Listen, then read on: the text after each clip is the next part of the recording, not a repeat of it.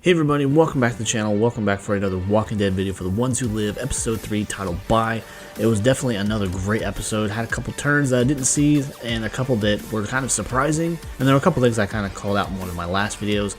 But, jumping right into it, one thing I really wanted to point out, though, that I really loved, and I know a lot of fans really loved too, was that line that Rick spit out at Jadis in one of their many encounters in this episode. You're a hero with a shit haircut. I fucking love that, and that was definitely a fan-inspired line because nobody likes that woman's haircut. It looks ridiculous, and just that's one of the things that they kind of just picked up on and ran with. But I really like that they threw that line in there because that had to be inspired by fans. But jumping into the episode, we do kind of pick up there where we have a few different timelines that we go into the episode with. We go back to the beginning when Rick first got to the CRM. Like we had called out kind of a few different videos, other fans have called it out too, where from the looks that he was giving, he was seeing this all for the first time, and this was a flashback to when he first arrived in the CRM. And then out of nowhere, Jadis kind of shows up. She's still got her long hair. She's just another citizen there right now. She's not made her way up into the military, but she makes it clear that he was part of a deal, and anything he does reflects badly on her. So she's just trying to get him to understand that you can't leave now. And, he kind of points this out too. He's like, yes, you saved my life, but I can never leave. I can never go home.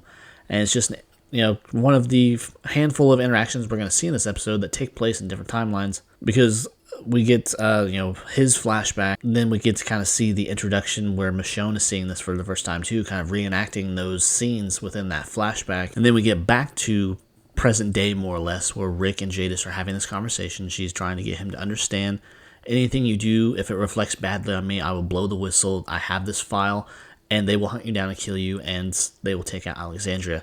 So, Rick's in this tight spot where he knows he can't kill her because this file will be released, and all of his efforts to getting home will be for naught because everyone will be killed, and he could possibly be captured and or killed too. So Rick kind of sets in motion this plan where from the beginning it looks like he is also trying to set another plan to get out of the CRM. But it kind of takes a left turn where we see the viewpoint of the plan from Rick and Michonne's individual viewpoints. We see Rick making out this plan, and then we see him do a note exchange with Michonne to let her in on the plan that leads her to a locker and the key, and this is how she gets her samurai sword back. And getting them to meet in a neutral location where he has a canoe stashed in a set of overgrowth near a riverbank, and it's got supplies and whatnot, and this is where he has a note in there that reveals that he is not coming, that he can never get out, and she should get out while she can. If she loves him, she will go. But of course that's not the way it's going to go, because we get the next morning, and this is where we get that exchange between Rick and Jadis, where he tells her she has a shit haircut, which was hilarious. And then he goes on to the Cassini's area to talk to Thorne, and this is where she finds out that Michonne did in fact never leave. And one cool thing about the Cassini area this time that I wanted to kind of point out was we see Rick's name spray painted with a number next to it. I want to say that is his kill streak. That is, the amount of kills he's gotten in probably one shift as a Cassini. And so he's kind of been immortalized on this brick wall with his name spray painted up there. But we also see a similar scene kind of after this because Michonne, of course, is pissed off. She does not want to leave Rick behind. She does not want to believe that he is this far gone. But then she kind of goes into a rage mode too, where she kills, who knows how many walkers, and she's being cheered on by the Cassini's like Rick was in the first episode, and just kind of kill after kill after kill. And this, of course, doesn't go unnoticed by Thorne, because Thorne still doesn't know the full picture. She does not know who this woman is. She just knows her as Dana. She does not know that she's Michonne, because it's coming more clear as we go along. Thorne is loyal to the CRM. She has respect for Rick. She's looking out for him, but she's not going to jeopardize what she has to get him out. And he's not going to reveal to her that she's Michonne, because he knows this. He knows that her loyalties really are with the CRM, because in this episode too, she gets promoted to Okafor's position, because we do get that funeral scene that we saw in the trailers, and this is Okafor's funeral. And we have our appearance of Major General Beale, and he kind of goes off onto a little speech there, because he has this sword talking about how it's a relic or an antique from the Revolutionary War, and how it made its way there.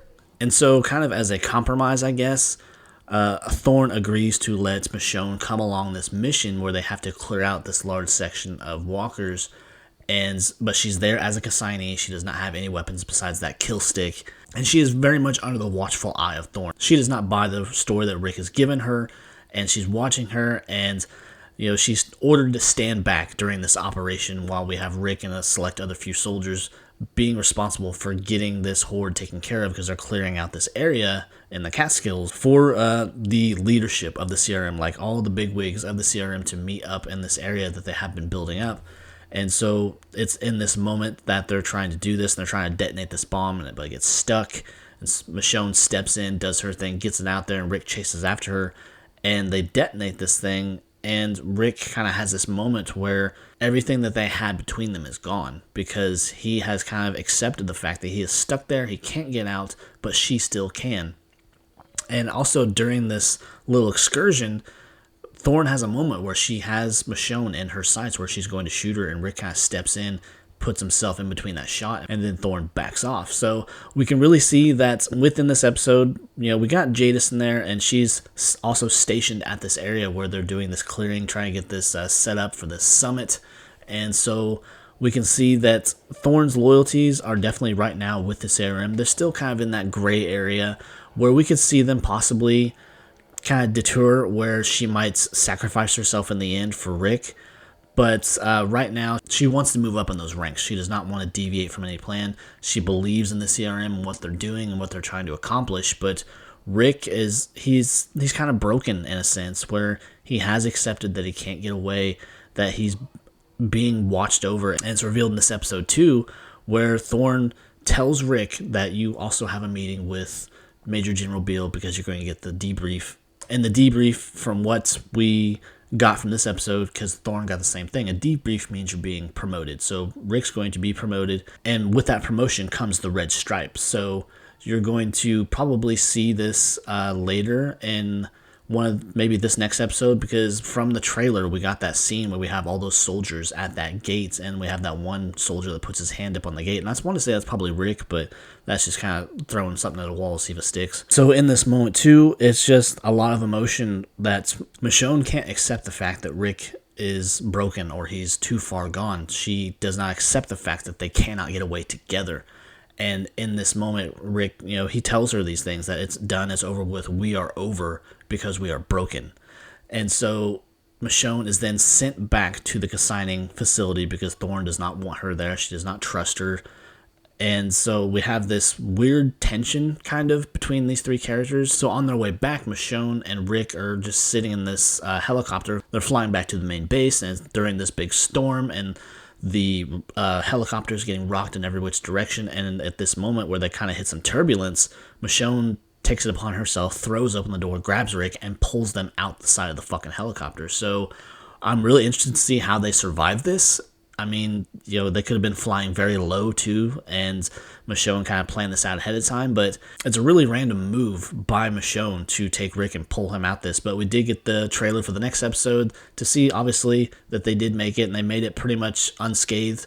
And I want to say they're probably in that facility in the Catskills, and they're clearing walkers and doing different things, and Michonne's probably going to spend this next episode convincing Rick that they can get out and they can get out together. And also within that, Rick reveals that if he leaves, Jadis will have Alexandria wiped out. So I really think in this next episode we could see them kind of figuring out how they can deal with Jadis, how they can get this file so information about them doesn't get out. And so I really see these next couple episodes really building up to the finale, because there's still no word yet on what the plan is for after this. And, it's at this point, I think we are at a limited series thing, but for these characters, I think we're going to see them again.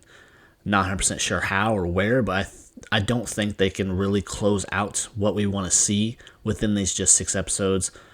They could surprise us and they could pull it off, but I don't think it's possible because of the reunions that we want to see, and they know damn well the reunions that we want to see. So anyways, it was just another very exciting episode. We got a lot of reveal and kind of more context on where Thorne is. She's really on the CRM side right now, and she does not like Michonne. And it's a very tension-filled episode and a very exciting episode because we do get to see just where Rick's mental state is as far as this, because we know that obviously he's tried to escape multiple times, but he's kind of reached this point where he knows that he can't get out, or he believes that he can't get out. So I'm really interested to see how Michonne's going to kind of bring him back to the way of thinking that you can get out, you can do what you want. And at what point is she going to reveal to him that he has a son back home along with Judith, and just the different things that have happened? I don't know if they'll really go into detail about that, but there's still that possibility too where we could see Michonne reveal everything that has happened, and this is maybe going to be a motivator to get Rick back home, to kind of get him to understand that they need him back home. But anyways, it was another great episode. I mean, I don't know how they're doing it, but they are definitely pulling it off with this series, with the pacing and everything. It was another great storyline to get more context of certain characters and to build up what could possibly be a great finale. So I'm excited to see the next episode. I'll do a breakdown of that shortly after this. But if you enjoyed this video, be sure to leave a like, leave a comment, and of course, subscribe to the channel. Help me make that push to 1,000 subscribers. I'd really appreciate it. So until next time, guys, take care. Bye.